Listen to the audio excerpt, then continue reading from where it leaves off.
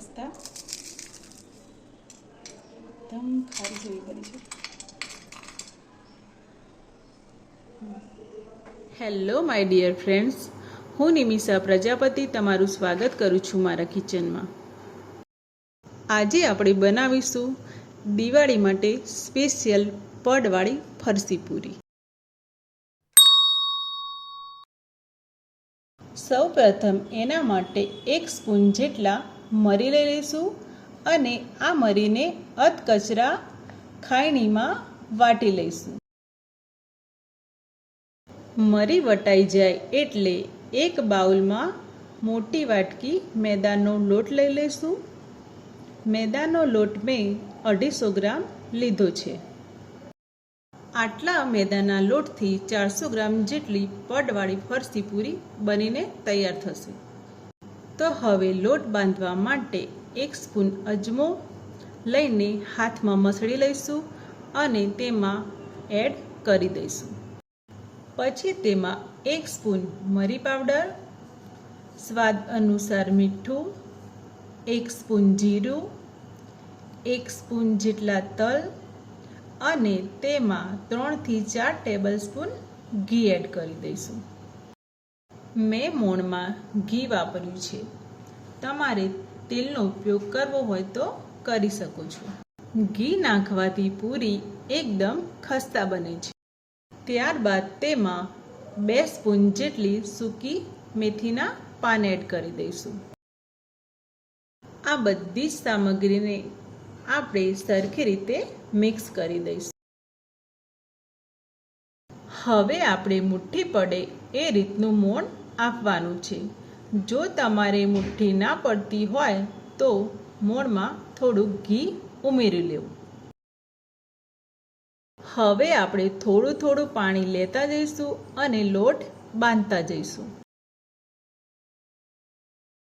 પડવાળી ફરસી પૂરી બનાવવા માટે લોટને કઠણ રાખવાનો છે,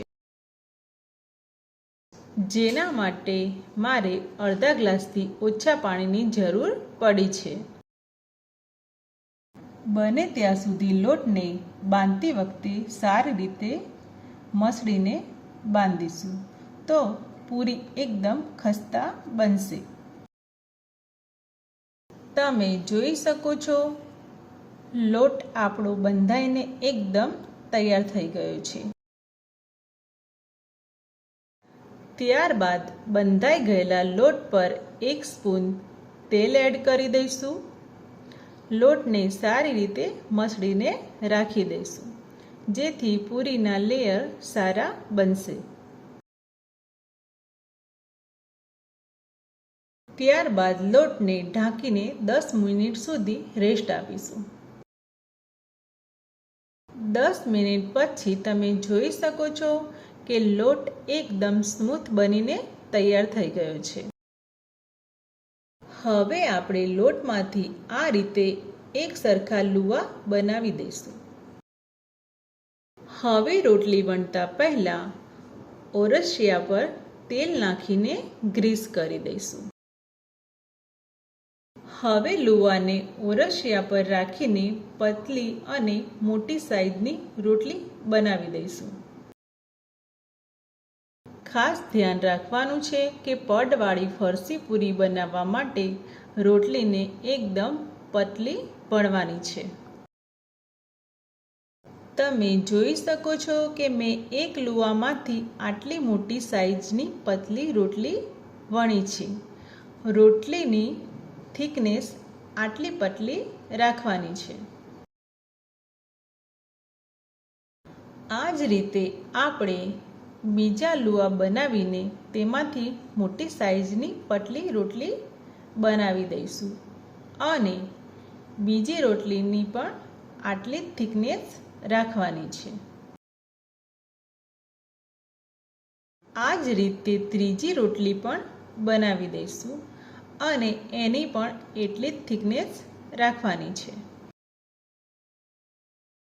હવે પૂરીના દરેક લેયર છૂટા પડે તેના માટે આપણે ઘી અને લોટ સાથે સાટો બનાવવાનો છે. સાટો બનાવવા માટે 3 ટેબલસ્પૂન ઘી લઈ લઈશું અને ઘીથી અડધો એટલે કે 1.5 ટેબલસ્પૂન ચોખાનો લોટ એડ કરી દઈશું. ત્યારબાદ તેને સારી રીતે હલાવી દઈશું. તો આ રીતે લિક્વિડ પેસ્ટ બનીને તૈયાર થશે. હવે આ પેસ્ટ વણેલી રોટલી ઉપર એકદમ સરખી રીતે સ્પ્રેડ કરી દઈશું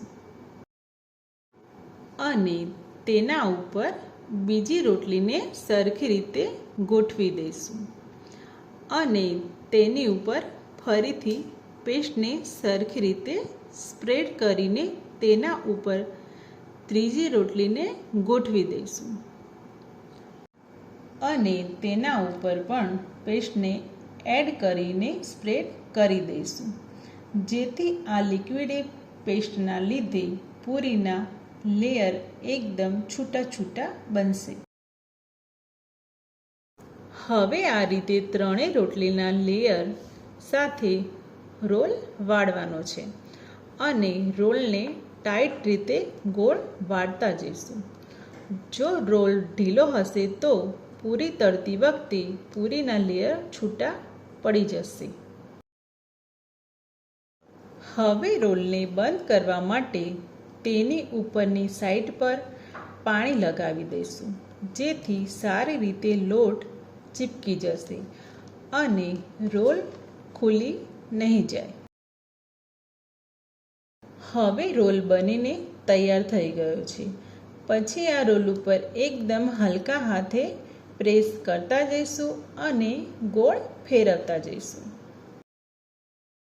હવે આ તૈયાર થયેલા રોલમાંથી પૂરીના લુવા બનાવી લઈશું. તો એક છરીની મદદથી સરખા ભાગે કટ કરીને લુવા બનાવી લઈશું. તો તમે જોઈ શકો છો કે એકદમ સરખા લેયર સાથે ફરસી પૂરીના લુવા બનીને રેડી થઈ ગયા છે. આ લુવાને હાથની મદદથી પ્રેસ કરી દઈશું. એકદમ હલકા હાથથી પ્રેસ કરવાનું છે. ત્યારબાદ તેની પૂરી વણી લઈશું. પૂરીને હળવા હાથથી વણવાની છે. વધુ પડતું પ્રેસ કરવાથી પૂરીના લેયર છૂટા નહીં પડે, એટલે એકદમ હલકા હાથથી વણી લેવાની. તમે જોઈ શકો છો કે પૂરી એકદમ લેયર સાથે તૈયાર થઈ ગઈ છે. આ જ રીતે આપણે બધી જ પૂરીને વણી લેવાની છે. હવે આપણે તેલ ગરમ કરવા રાખી દઈશું. તમે જોઈ શકો છો કે બધી પૂરી વણાઈ ગઈ છે અને તેલ પણ ગરમ થઈ ગયું છે. તેલમાં થોડો લોટ નાખીને તેલનું ટેમ્પરેચર ચેક કરી લઈશું. તેલ મીડિયમ ગરમ થઈ ગયું છે, જે પૂરી તળવા માટે પરફેક્ટ છે. હવે ગરમ તેલમાં પૂરી એડ કરીશું અને મીડિયમ ફ્લેમ પર તળી લઈશું. પૂરી આ રીતે ઉપર આવી જાય પછી ઝારા વડે બંને બાજુ ફેરવતા જઈશું. જ્યારે ગોલ્ડન બ્રાઉન અને ક્રિસ્પી થઈ જાય ત્યાં સુધી તળવાની છે. આ પડવાળી ફરસી પૂરી ખાવામાં બહારથી ક્રિસ્પી અને અંદરથી સોફ્ટ બનીને તૈયાર થશે. આ પૂરી 5 થી 7 મિનિટમાં તળાઈને રેડી થઈ જશે. આ જ રીતે બીજી પૂરી પણ તળી લઈશું અને ઝારાની મદદથી બહાર કાઢી લઈશું.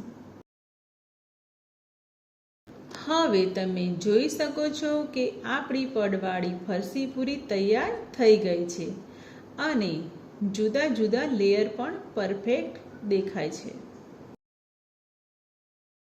આ રેસીપી તમે ઘરે ચોક્કસ એકવાર ટ્રાય કરજો. આ ફરસી પૂરી સવારે ચા સાથે કે નાસ્તામાં ખાવા માટે એકદમ સરસ લાગે છે.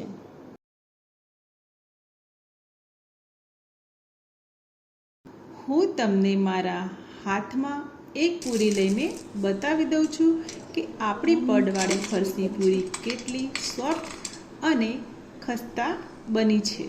દેખાય છે ને પડવાળી ફરસી પૂરી એકદમ ફરસાણની દુકાન જેવી.